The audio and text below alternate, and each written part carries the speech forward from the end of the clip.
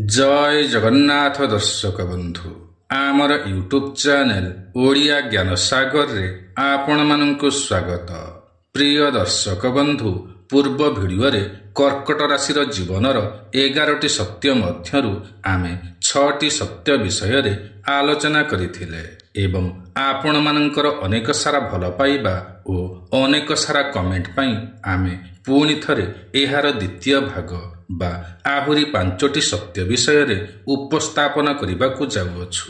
एणु आपण मानंकु अनुरोध करे कि पूर्व वीडियो को जेतिकी भल पाइबा देथिले एही वीडियो को मध्य सेतिकी भल पाइबा सहित गोटिए लाइक निश्चय करिवे। तेबे प्रिय दर्शक बंधु आसंतु जानिनेबा सप्तम सत्य विषय रे जहाँकि कर्कट राशिर व्यक्ति मानंकर जीवनर सही गभीरता भितर को जाई देखिबा। जेबे एमाने 36 रु 42 वर्ष बयस रे पहुंची थांती तेबे एमाने सही कालखंड मध्यरे अर्थात चंद्र ग्रह, शनि ग्रह, राहु ग्रह, बृहस्पति ग्रहंक परि ग्रह मानंकर विशेष प्रभाव रे प्रभावित होई थांती एवं सेमानंकर चलन एमानंकर जीवन रे गूढ़ परिवर्तन आनी थाए। 36 वर्ष बयस पर्यंत आसु आसु कर्कट राशिर लोक माने बहुत किछि शिखी जाई थांती। किछि संपर्क भांगी जाई थाए बा हाथ छड़ा होई जाई थाए, किछि स्वप्न असंपूर्ण रही जाई थाए एवं किछि चुक्तिनामा जीवनर एक अंग पालटी जाई थाए। जदि विवाह होई जाई थाए तेबे एही बयस रे पहुंचु पहुंचु वैवाहिक संपर्क रे प्रेम अपेक्षा अधिक कर्तव्य रही जाई थाए। जीवन साथींकर सहित संपर्क एबे भावनात्मक नुहे बरं पारिवारिक दायित्व पर्यंत सीमित रही जाई थाए। जदि जन्म जातकरे सप्तम अबा चतुर्थ घरे शनि, राहु अबा चंद्र ग्रह पीड़ित रही थांती तेबे निज घरे रही मध्य मनीष निजकु एकुटिया अनुभव करि थाए। से निज कामरे अबा पिलामानंकर दायित्वरे अबा समाज सेवारे निजकु भुलाइबाकु चेष्टा करि थांती, जहा फलरे कि सेमानंकर अंतरर मध्यरे थिबा खालीपण सहित लढ़ी पारिबे ओ जहा कि राति दिन एमानंकु जंत्रणा अनुभव कराई थाए। एमाने जीवनर बहुत गभीरता को उपलब्धि करिबाकु लागि थांती किंतु ताहाकु प्रकाश करिबा एमानंक पई बहुत कठिन होई थाए। एबे जानिबा अष्टम सत्य विषय रे जदि एही बयस रे चंद्र ग्रह शुभरे रही थांती एवं बृहस्पतिंकर शुभ दृष्टि रही थाए तेबे कर्कट राशिर व्यक्ति माने आध्यात्मिकता आड़कु मुहाई थांती एवं एमानंकु पूजा पाठ, ध्यान, सेवा अबा कला क्षेत्र रे शांति मिलिबाकु लागि थाए। अनेक थर एही बयस रे कौनसी एक नुआ कार्य आरंभ करि नियंती जहाँकि एमाने बहु वर्षरु सेही कार्य करिबाकु इच्छा करिथांती किंतु ताहा करिबाकु साहस बांधी पारि नाहंती। एमाने अन्यमानंक पाई बंचु बंचु प्रथम थर निज पाई बंचिबाकु साहस बांधी नियंती किंतु राहु दशा महादशा एही समय रे चालुथिले एही समयटी काल भ्रम, भावनात्मक मोह एवं लुचि रहिथिबा कष्ट प्रकाश पाई थाए। एमाने कौनसी खराब लोकर अक्तियार रे फसी जाई थांती तथापि मध्य एही बयस एमानंक पई एक गभीर साहस मनरे भरी देई थाए एवं एहा बुझी नियंती कि एबे काहा उपरे एमाने आशा भरोसा करिबा उचित नुहे बरं निज ढाल निजे बनिबा उचित अटे एवं एही ठारु ही एमानंक भितरे किछि साहस और शक्ति उजागर होई थाए जेपरिकी आत्मनिर्भरशीलता, आंतरिक शांति और निजकु भल पाइबा भली कथा देखिबाकु मिली थाए। एबे जानिबा नवम सत्य विषय रे 43 वर्षरु 49 वर्ष बयस आसु आसु कर्कट राशिर लोके दोहरा जीवन बंचिबाकु लागि थांती କିନ୍ତୁ ବାହାରୁ ଏମାନେ ପୁରା ପରିବାର, ସମାଜ ଓ କାର୍ଯ୍ୟକ୍ଷେତ୍ର ପାଇଁ ଦାୟିତ୍ୱବାନ ହୋଇଥାନ୍ତି, ବ୍ୟସ୍ତ ରହିଥାନ୍ତି ଓ ଶାନ୍ତ ଦେଖାଯାଇଥାନ୍ତି। କିନ୍ତୁ ଭିତରୁ ଏମାନେ ଖଣ୍ଡ ଖଣ୍ଡ ହୋଇଯାଇଥାନ୍ତି। ଯଦି ଜନ୍ମ ଜାତକରେ ଚନ୍ଦ୍ରଗ୍ରହ ଶନିଙ୍କ ଦ୍ୱାରା ପ୍ରଭାବିତ ହୋଇଥାଏ, ରାହୁ ଦ୍ୱାଦଶ ଘରେ ଅବା ଚତୁର୍ଥ ଘର ଦୁର୍ବଳ ହୋଇଥାଏ, ତେବେ ମାନସିକ ଅବସାଦ, ଏକୁଟିଆପଣ ଏବଂ ଏକ ଭାବନାତ୍ମକ ଅଭାବ ଅନୁଭବ ହୋଇଥାଏ। ଏହି ବୟସ ଏମାନଙ୍କୁ ବାରମ୍ବାର ମନେ ପକାଇ ଦେଇଥାଏ କି ଏମାନେ କେବେ ବି ନିଜ ପାଇଁ ବଞ୍ଚିବା ଶିଖି ନାହାନ୍ତି। ସବୁବେଳେ ଅନ୍ୟର ଇଚ୍ଛା, ଅନ୍ୟର ଆବଶ୍ୟକତା ଓ ଅନ୍ୟର ଭାବନାରେ ନିଜକୁ ହଜାଇ ଦେଇଥାନ୍ତି। ଜୀବନ ସାଥୀଙ୍କ ସହିତ ଭାବନାତ୍ମକ ଦୂରତା ବଢ଼ିଥାଏ। ପିଲାମାନେ ନିଜ ନିଜର ରାସ୍ତା ବାଛି ନେଇଥାନ୍ତି। ଯେଉଁ ସମ୍ପର୍କ ଦିନେ ବହୁତ ଗଭୀର ଥିଲା, ଏବେ ତାହା ସାମାନ୍ୟ ଦେଖାଯାଇଥାଏ। ଏବେ ଜାଣିବା ଦଶମ ସତ୍ୟ ବିଷୟରେ। 49 ବର୍ଷରେ ଯଦି ଚନ୍ଦ୍ରଗ୍ରହ ନୀଚରେ ରହିଥାନ୍ତି ଅବା ରାହୁ କେତୁଙ୍କ ଦ୍ୱାରା ପୀଡ଼ିତ ହୋଇଥାନ୍ତି, ତେବେ ଏହି ରାଶିର ବ୍ୟକ୍ତି ବାରମ୍ବାର ନିଜ ଅତୀତକୁ ମନେ ପକାଇଥାନ୍ତି, ପୁରୁଣା କଥାକୁ ମନେ ପକାଇଥାନ୍ତି ଏବଂ ଭାବନାତ୍ମକ ବିଶୃଙ୍ଖଳାରେ ଫସି ଯାଇଥାନ୍ତି। ଏଣୁ ଅନେକ ଥର ନିଦର ସମସ୍ୟା, ଉଚ୍ଚ ରକ୍ତଚାପ, ଦୃଷ୍ଟିହୀନତା, ଶାରୀରିକ ଓ ମାନସିକ ଅସନ୍ତୁଳନତା, ପରିବାରର ସମସ୍ୟା ସୃଷ୍ଟି ହୋଇଥାଏ। ଅନେକ ତ ଏମାନଙ୍କର ହରେଇ ବସିଥିବା ପ୍ରେମ ସମ୍ପର୍କ, ଅସମ୍ପୂର୍ଣ୍ଣ ସ୍ୱପ୍ନ ଅବା ଭାଙ୍ଗି ଯାଇଥିବା ସମ୍ପର୍କକୁ ନେଇ ମନେ ପକାଇଥାନ୍ତି ଏବଂ ଗଭୀର ଚିନ୍ତାଗ୍ରସ୍ତ ହୋଇପଡ଼ନ୍ତି। କିନ୍ତୁ ଯଦି ବୃହସ୍ପତି ବଳବାନ ହୋଇଥାନ୍ତି, ପଞ୍ଚମ ଓ ନବମ ଘର ଶୁଭ ହୋଇଥାଏ, ତେବେ କର୍କଟ ରାଶିର ଜାତକ ଭିତରୁ ଉଜାଗର ହୋଇ ଉଠନ୍ତି। ଏମାନେ ବୁଝିପାରନ୍ତି କି ଏବେ ଏମାନେ କେବେ ବି ସହିବା ନୁହେଁ, ବରଂ ନିଜକୁ ଖୋଜିବା ଉଚିତ ଅଟେ।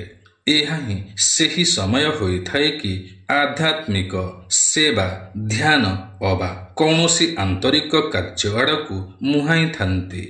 43 ବର୍ଷରୁ 49 ବର୍ଷ ବୟସ ପରେ କର୍କଟ ରାଶିର ଲୋକେ ଶିଖି ଯାଇଥାନ୍ତି କି ସବୁ ସମ୍ପର୍କ ସଚ୍ଚା ହୋଇନଥାଏ, କିନ୍ତୁ ନିଜ ସହିତ ସମ୍ପର୍କ ନିହାତି ଆବଶ୍ୟକ ଅଟେ। ଏମାନେ ଭିତରୁ ଭାବୁକ ହୋଇଥାନ୍ତି ସତ, କିନ୍ତୁ ଜୀବନରେ ଆସୁଥିବା ବିପଦକୁ ଭୟ କରନ୍ତି ନାହିଁ। ଜୀବନର ଆଘାତକୁ ଖାତିର କରନ୍ତି ନାହିଁ, ବରଂ ଆହୁରି ଶକ୍ତ ହୋଇଯାଇଥାନ୍ତି। ତଥାପି ମଧ୍ୟ ଏମାନଙ୍କର ମନ ଏବେ ବି କୋମଳ ରହିଥାଏ ଓ ଆତ୍ମା ପବିତ୍ର ରହିଥାଏ। ଏବେ ଜାଣିବା ଏକାଦଶ ସତ୍ୟ ବିଷୟରେ। ଏବେ ଆମେ କର୍କଟ ରାଶିର ଲୋକମାନଙ୍କର ଜୀବନର ସେହି ଗୂଢ଼ ରହସ୍ୟକୁ ଭେଦ କରିବା।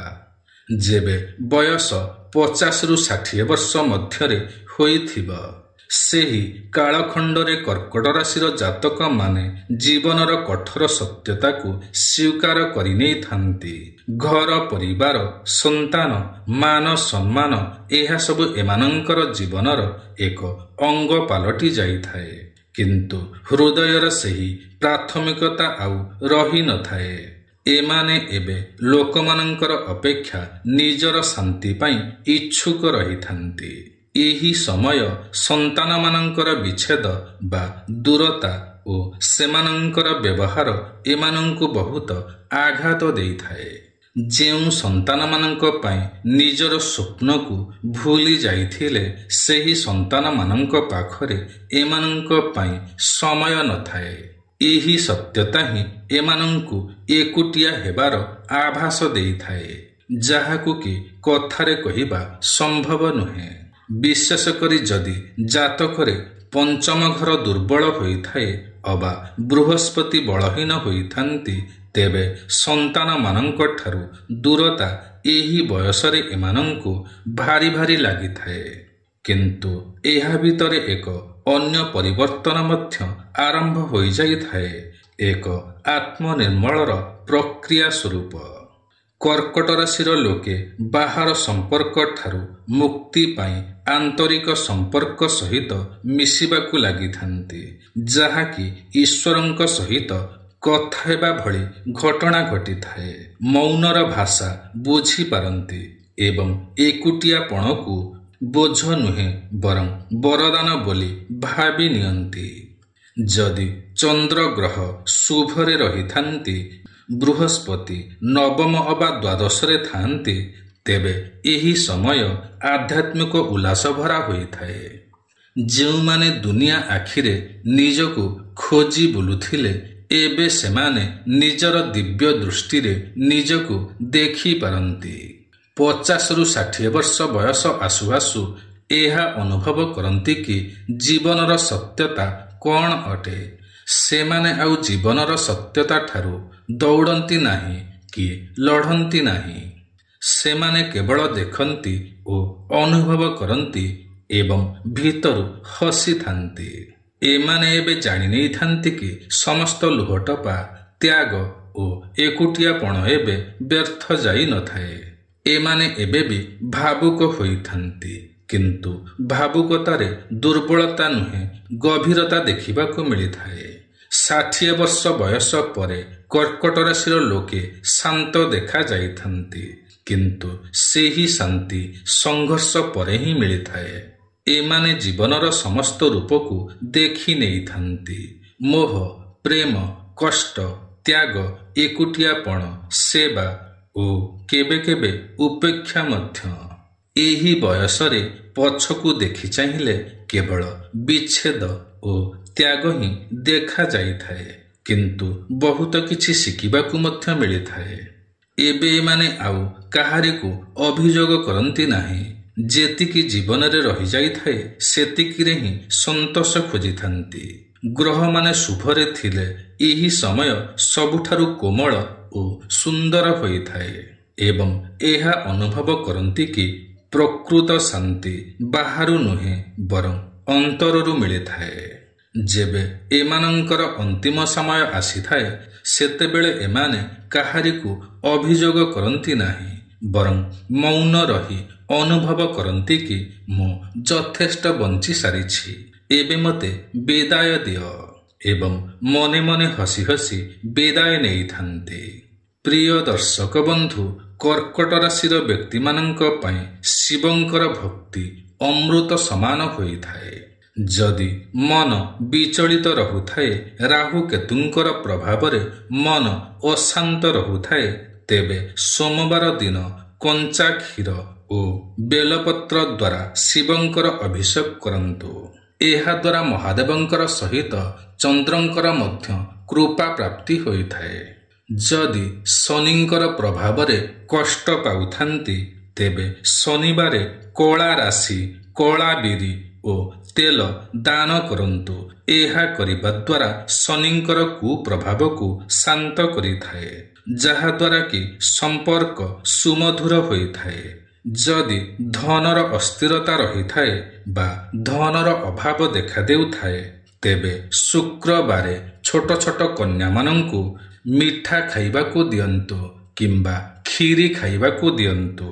ଯଦି ଜୀବନରେ ସୁଖ ଶାନ୍ତିରେ ବଞ୍ଚି ରହିବାକୁ ଇଚ୍ଛା ରହିଥାଏ ଏବଂ ଶିବ ପାର୍ବତୀଙ୍କର ବା ଶିବ ଶକ୍ତିଙ୍କର ଅସୀମ କୃପା ପାଇବା ପାଇଁ ଇଚ୍ଛା କରୁଥାନ୍ତି, ତେବେ ଦୁଇମୁଖୀ ରୁଦ୍ରାକ୍ଷ ସୋମବାର ଦିନ ପୂଜା କରି ଶରୀରରେ ଧାରଣ କରନ୍ତୁ। ଏହାଦ୍ୱାରା ଶିବ ଶକ୍ତିଙ୍କର ଅସୀମ କୃପା ପ୍ରାପ୍ତି ହୋଇଥାଏ। ଜୀବନ ସୁଖ ଶାନ୍ତିରେ ବିତିବାକୁ ଲାଗିଥାଏ। ତେବେ ପ୍ରିୟ ଦର୍ଶକ ବନ୍ଧୁ, ଏହା ତ ଥିଲା କର୍କଟ ରାଶିର ବ୍ୟକ୍ତିମାନଙ୍କର ଜୀବନର 11ଟି କଟୁ ସତ୍ୟ। ତେବେ ଆଜିର ଏହି କାର୍ଯ୍ୟକ୍ରମଟି ଆପଣଙ୍କୁ କିପରି ଲାଗିଲା ନିଶ୍ଚୟ କମେଣ୍ଟ କରି ଜଣାଇବେ। ଯଦି ଆଜିର ଏହି କାର୍ଯ୍ୟକ୍ରମଟି ଆପଣଙ୍କୁ ପସନ୍ଦ ଆସିଥାଏ, ତେବେ ଗୋଟିଏ ଲାଇକ୍ ନିଶ୍ଚୟ କରିବେ। ଯଦି ଆପଣ ଆମର ଏହି ୟୁଟ୍ୟୁବ୍ ଚ୍ୟାନେଲ ଓଡ଼ିଆ ଜ୍ଞାନ ସାଗରରେ ନୂଆ ଅଟନ୍ତି ଏବଂ ଏଯାଏଁ ସବସ୍କ୍ରାଇବ୍ କରିନାହାନ୍ତି, ତ ତୁରନ୍ତ ସବସ୍କ୍ରାଇବ୍ କରିନିଅନ୍ତୁ, କାରଣ ଆମର ଏହି ୟୁଟ୍ୟୁବ୍ ଚ୍ୟାନେଲରେ ଏହିପରି ଅନେକ ଭଲ ଭଲ ଭିଡ଼ିଓ ମାନ ସର୍ବଦା ଅପଲୋଡ଼ କରାଯାଇଥାଏ। ଯାହାକି ଆପଣଙ୍କର ଜ୍ଞାନର ସୀମାକୁ ବଢ଼ାଇଥାଏ।